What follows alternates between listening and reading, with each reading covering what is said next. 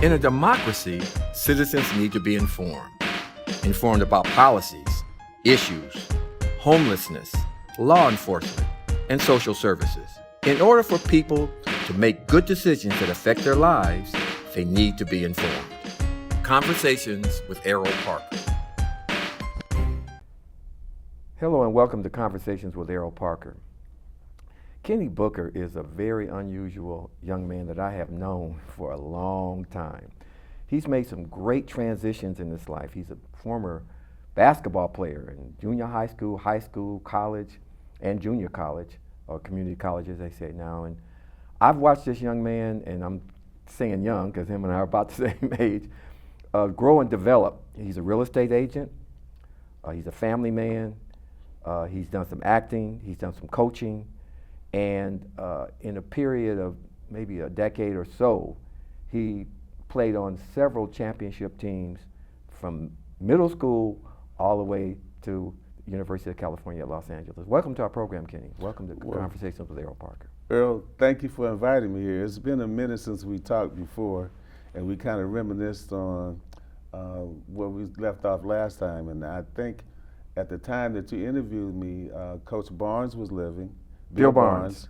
At Long Beach City College, and I think at that time, Long Beach was going through some transition because Beverly O'Neill was the mayor at that time, and she had done some wonderful things for downtown Long Beach and some hostess of things for Oprah Winfrey and a lot of other celebrities at that time. Beverly O'Neill was the president of Long Beach City College maybe when you was playing basketball there, and Bill Barnes was also one of the coaches there, and so you knew those two people very intimately. They were, well, Bill especially was a mentor of yours, wasn't he? Bill was a mentor and a coach to me and a lot of young guys in the area. I believe he started at Centennial High School. That's right. And then he transitioned with, I think he and Coach Chuck Kane were in the military together. So some of their practices that we had at Long Beach City College were kind of like military style. Well, that was most coaches that where they could scream at you and holler at you, and it wasn't a big thing. You were kind of absorbed by that. But let's go all the way back to Franklin Middle School. Okay. And you played at Franklin Middle School. Did you guys win the middle school championship there at that year? Well, you know, Earl, I believe that we did win some championships at Franklin, and when I started middle school, I had no idea, like a lot of guys, what the future had to offer. And I had a guy, I don't know if you ever remember the movie Back to the Future. Yes. And I had a guy who challenged me. This is cable, so we can use some colorful words. No, right? we can't. Okay. So anyway, he would challenge me every day that he was gonna, how can I put this? He was gonna beat me in the game of basketball every day. So, you know, at first, I took the challenge, and then it continued on to where I think both of us became pretty good. One of us became a high school All-American, which was Trent Gaines. And I turned out to be a pretty decent basketball player as well. But there were times when we'd go into the gym and we'd play hours. And he would pick his favorite team, I'd pick my favorite team, and we'd put on the T-shirts and we'd just go back and forth for hours and hours playing basketball. You know, the thing that I appreciated about you, Kenny, now, you were a center. Yes, sir. In middle school and some in high school, but then you had to make this transition from playing basketball in three outstanding basketball teams at Long Beach Poly. You guys won the 1964 championship. You came off the JV team and contributed there. Then back-to-back, well, you went back-to-back in 64 and 65, and then lost by 1 point to Sierra High School in 1966. But those 3 years that you were at Poly, you guys only lost just a very, very few games. Tell us about those years at Long Beach Poly under Bill Mulligan and Will Forrester?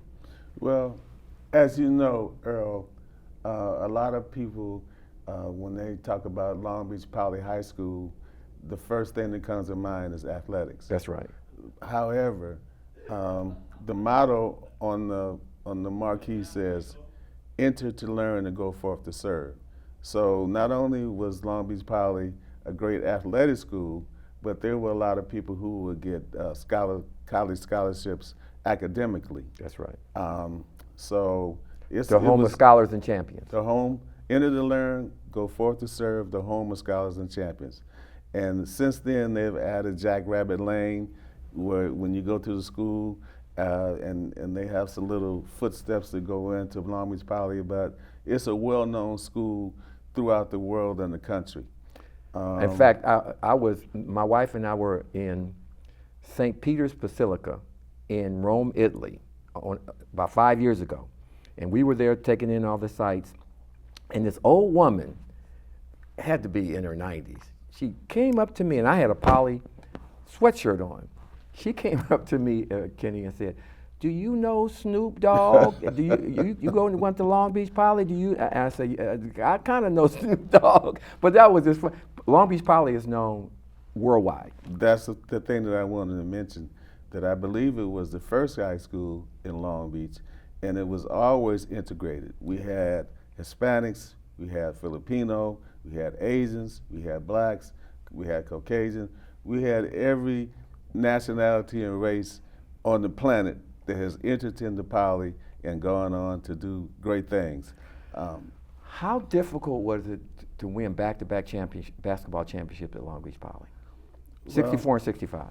Well, I like to go back, Earl, to the times when Willie Brown, D. Andrews, and the original Gene Washington, the Brown, Oscar, Ali, all of the athletes that Willie Brown, Willie Martin, yes, and you had mentioned Bill Mulligan when they won a CIF championship in football, and it was always a buzz. It wasn't just football. It was track and field. It was basketball. All the major sports. And in the early '60s, it was baseball as well. Willie Brown led the team to a CIF championship then. Willie Brown, I remember playing at USC. Yes. And they were interviewing John McKay, who was, of course, they had the great football teams, and a lot of Poly players ended up going to USC to play football. That's right. And so Marvin Motley, Erroll McCullough, that's who right, was a fantastic track runner. He ran the 180 highs at 18.1, and from the time that he made that mark until the time the race was retired, nobody had run it faster than he did. But let's go back. Yes. I want to talk about that 64-65 teams that won back-to-back championship. How difficult, you guys won the CIF championship by the widest margin in 65 than anybody's ever done it, I think. But tell us about that North team. Torrance, Ron Taylor was the center. And we had Matt Calvin, Trent Gaines, Gene Washington, Chuck Moore, and Melvin Reed. And Washington, Kenny Washington. I mean, the played football, the quarterback, and he went to Stanford. Gene Washington, I'm sorry. Yes, yeah, Gene Washington. So, winning the basketball championship, first of all, you have to have good coaching. Mm-hmm. And I believe Poly had good coaching, and they had good teachers at that time. I showed you my yearbook, and all of the teachers had gone to major universities, and the school itself had an outstanding tradition, not only with sports but academics. So Gene at that time, I believe, was student body president, and he was a starter on the basketball team as a forward. He was the captain, and he was a quarterback. And he left and went to Stanford. And then Chuck Moore was on that team. I think he and Trent were high school All-Americans back in the day. And Coach Wooden, just a preference, wanted Chuck Moore very badly. Really? In middle school, Chuck was 6'5", 220, and he had a great academic scholarships as well as athletic scholarships, and he was our class president. Now, I'm going to tell you, I talked to Chuck. Chuck really wanted to go to Long Beach City College right out of Poly High School, but he went on to Stanford anyway. He had the grades to go to Stanford. Yes, sir. But he said to me and to others that he that first year, he would rather have gone to Long Beach City College and played with you guys after he graduated, but he went directly on to Stanford. Well, that's something I didn't know. But Chuck was an outstanding young man, very well liked, and even to this day, a lot of people still keep in contact with Chuck Moore. Now, in 1966, you guys lost the CIF championship. You went back-to-back in 64 and 65. Can you remember much about that 1966 team that you guys lost by 1 point? Well, Erroll, I think to this day, when that official blew the whistle, they're still looking for that foul. Yeah. Because I don't think it occurred. I think what happened was the official either panicked or something happened where he blew the whistle and everybody stopped and looked, but there was no foul that was committed. Some people think there were some other things that were going on because we had won the championship the prior 2 years. That's right. And this, the third time would have been a three-peat.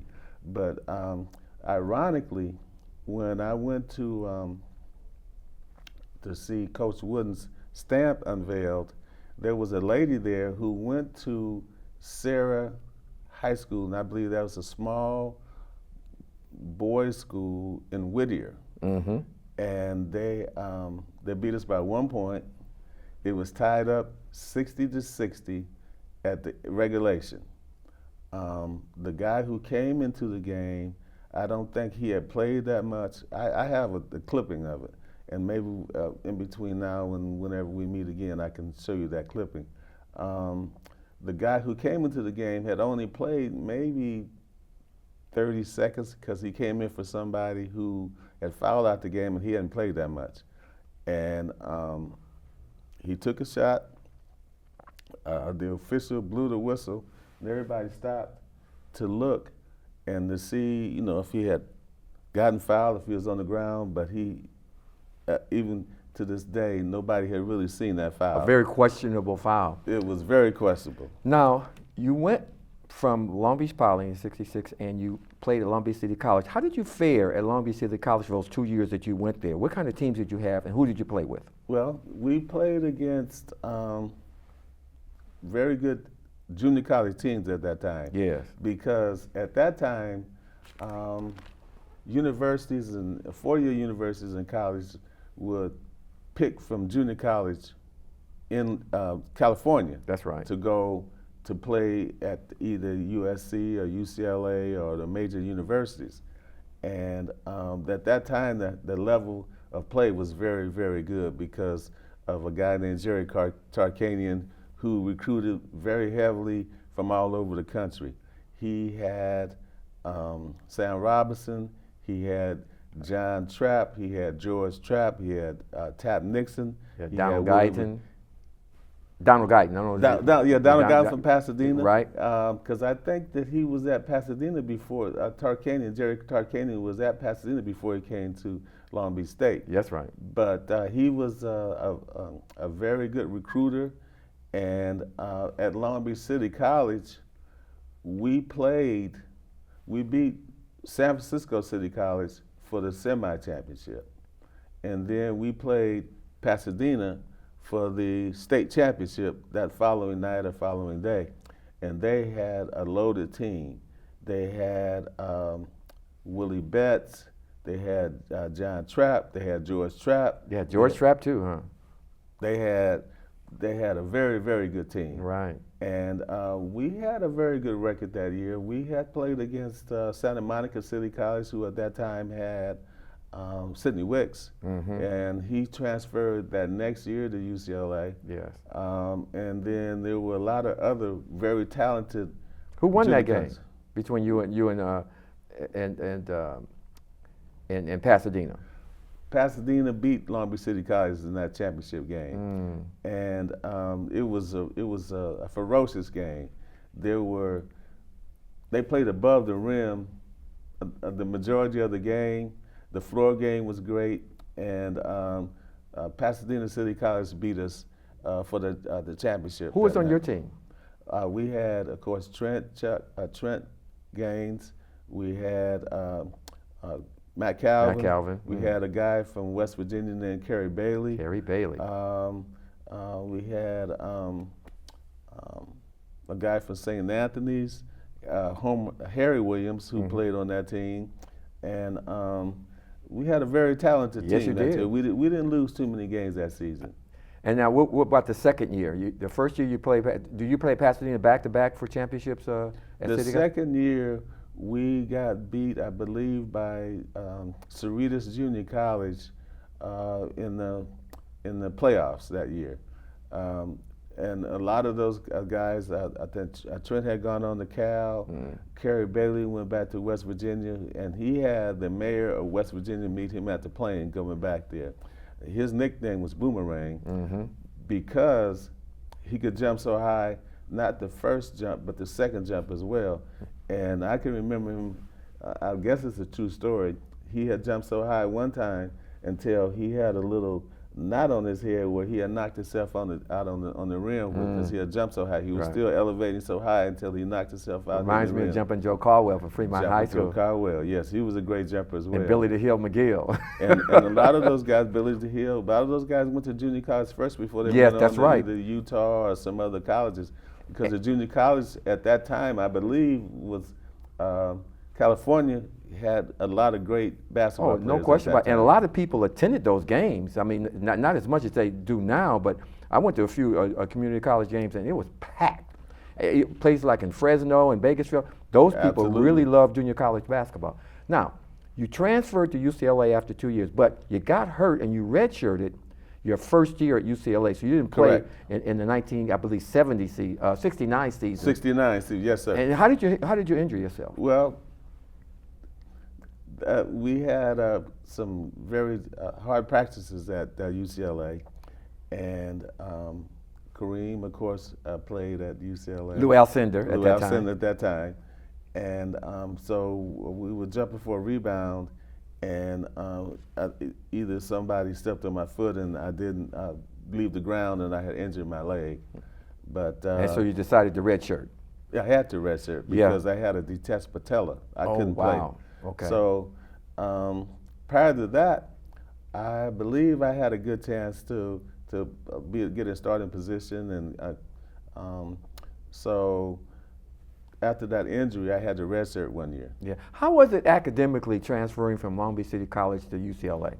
Well, I believe because of the Long Beach Unified School District, I was prepared to go on to a four-year university, and if I had gone earlier, I might not have been as prepared. But I went to junior college and Matured matured some, had some insight on going and sitting in the front row in classes and taking chemistry and. What was some your other- major? I majored in physical education. Aha. And I got a degree from UCLA, and I got a teacher credential. After getting a couple tryouts for the pros, I got tryouts for Phoenix Suns and also for the Lakers. Now, let's talk about those two back-to-back. Well, you didn't play with Lou Alcindor or Kareem Abdul-Jabbar because Correct. you redshirted, but Correct. then you played with Sidney Wicks and Curtis Rowe and Yes. Henry Bibby. Tell us about the 1970 and 71, which is some tough games that you guys played, especially against USC. Well, I believe the whole nation knew that Kareem had graduated, and they felt like Walton being a freshman, and I should have started the program by giving him and his family condolences because he just recently passed away yesterday. Yesterday, we're going to talk about that. Okay. But talk about 1970, 71 playing with Sidney Wicks, with Curtis Rowe, Henry Bibby, Steve Patterson. So the nation knew that Kareem had graduated Yes. because there was some rules that were put in place. We couldn't dunk and this and that because people were getting injured. But I think it was just to slow UCLA down because at that time we had won 3 national championships in a row, That's and right. I played on the 4th and 5th national championships That's right. under Coach Wooden. And so the schools and the players knew that Kareem had graduated, and they also knew that if they had a good game against UCLA, there was probably a fairly good chance that they would get drafted to the pros. So I believe our margin of victory was very slim, but we won a lot of very, very close games. Especially against USC. Now, USC only Yes, lost yes. 2 games that whole, and they had Mo Layton, they had Ron Riley, they had Chris Strobel. They had a great team. They only lost 2 games all that year, and they couldn't go to the playoffs because of that. Well, And they lost to you guys. those of us who can recall, for a portion of that year, USC was rated #1 in That's the right. country because they had Ron Riley, they had Paul Westphal, Joe they had Mo Mackey. Layton, Mackey, Strobelson. Yeah. They had a very good team. Yes. I consider them to be in the second best team in the country. They at that were. time. But They- now I'm going to tell you, the strategy in that game was to let you shoot because they need to double team. And you had one of the best shooting games of your entire career from the elbow because they said, well, Wicks, they had to contain Wicks and to some degree Curtis Rowe. But you had an outstanding game against them that second time. Well, I consider myself a student of the game, and when I joined the starting lineup that year, they really didn't need a shooter. Mm-hmm. They needed somebody who would guard the toughest guards in the country. I had to guard Austin Carr, Jeffrey Petrie, the guards up in Oregon. With Rick Mount, or did you? Rick Mount. Yep. I don't think we played against Rick Mount. That was the year before, but, right? The guy from LSU. Pete Pete Maravich. Maravich. We played against Pete Maravich, so my job was to guard the toughest guard on the other team. I remember guarding Jeff Petrie. The first half of the game, he had 20 points, Mm-hmm. and coach would put me in when there was a guy who got kind of hot. And that second half, he scored 1 free throw, and that was all that he got that second half because I guarded him, and my job was to stop the hot player from getting more points. But unless you're a student of the game, and I'm a coach, I've coached at Long Beach Poly for many years, I can really appreciate the transition that you had to go through, Kenny. You were a center, and then you were asked to be at UCLA to be a guard and to be on the perimeter. Now that's not an easy thing to do, Kenny. I don't care what you say. Well, I know it's not because that basket seems a long ways away when you playing center and you getting 4 and 5 foot jump shots and having to shoot now from the 3-point line. But getting back to that USC game, Yes. I kind of felt because I knew some of the coaches and some of the players because we'd always play against each other off season or in other gyms that they kind of felt like that I couldn't shoot. But actually, I wasn't a bad shooter. I just didn't shoot because that wasn't my role on that team. And I did have a good game, and we did beat USC. And at that time, it was, I believe, the Pac-8. USC sued the NC2A to get into the playoffs. Yes. Because at that time only one champions. only one team could go to play the postseason, And that had they to be the won that champion. lawsuit. That's right. Oh, they did, and that's why that opened things up for March Madness. which Even is- now to this day, Yes. they let they let more colleges in Yes. to play in the postseason, and there's been so many numerous changes. The NIL, which I think there was a guy named Mark Eisenberg who wrote a book. He went to Stanford and he was there with Gene, and he wrote a book that someday he wrote in his book that someday college players would get money for playing in Compensated. college, they're doing that now, and it's a shame. I mean, as a college player that you were, okay, you got a scholarship that took care of your books and your tuition, but you need a lot of other money in order to live. But you are not allowed to work during the season because of the rules of the NC2A. Well, that always goes back to me thinking about Reggie Bush, because they took his Heisman Trophy away, but he's just regained it That's because right. they changed the rules. That's right. And at that time, you weren't allowed. You were supposed to be an amateur athlete, and you weren't allowed to get compensation, but we had scholarships to pay for our books and meals and stuff like that.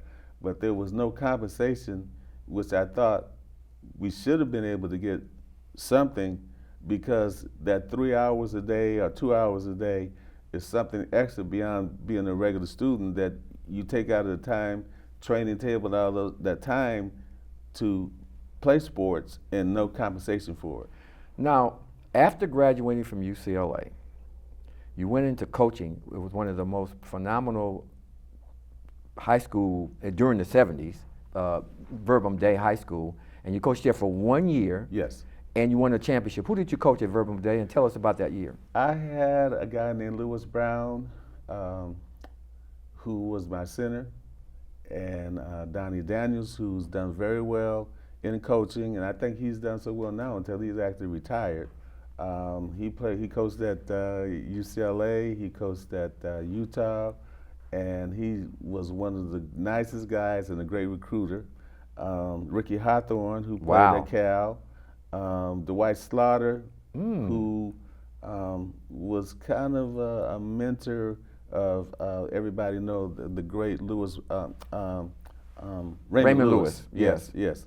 So we won the CIF championship, and it was my first year of coaching out of college, and I used pretty much the same diagram and the same practice schedule that Coach Wooden did. And as we know, that was a successful program that he ran. We're going to wrap up now, but we're going to come back and talk to Kenny about life after basketball and the things he is doing now. And just really quick, you're a real estate agent right now. Tell us about what you're doing in real estate, and then we're going to come back in the next series and talk about John Wooden and Bill Walton. But tell us about your real estate. Yes, I am a real estate agent in the city of Long Beach, and I work for a company called Coastal Equities. And right now, my broker is building and designing a 100-unit building in the city of Long Beach. He has a contract for the VA, for the veterans, and once it's completed, they're going to house veterans and maintain the building in the city of Long Beach. What got you into real estate? Well, there was a broker who attended Christ Second Baptist Church, Mr. Anderson. Yes, Maurice's father, or Maurice? Maurice Anderson's father. Yes. Samuel Anderson. And I noticed that every year he had a brand new Jaguar. And I was like, well, I know he hasn't put that many miles on it, but he had been done very well with the church and getting housing for minority people. And at one time, they even had a credit union in the city of Long Beach to help people, and for the buying houses from the credit union. And even to this day, there was a very strong demand for a democracy in housing for minorities, and that's one of the reasons why I got a real estate license, because I wanted to have to be able to give good information to minorities on how to buy a home and keep a home.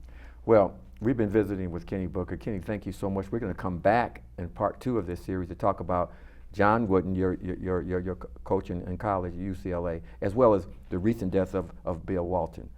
We've been visiting with Kenny Booker, good friend of mine, and also Long Beach Poly High School, outstanding basketball player, Long Beach City College, and at UCLA, a true champion and a true gentleman. We'll be right back with part 2, visiting with Conversations with Erroll Parker with Kenny Booker. In a democracy, citizens need to be informed about policies, issues, homelessness, law enforcement, and social services. In order for people to make good decisions that affect their lives, they need to be informed. Conversations with Erroll Parker.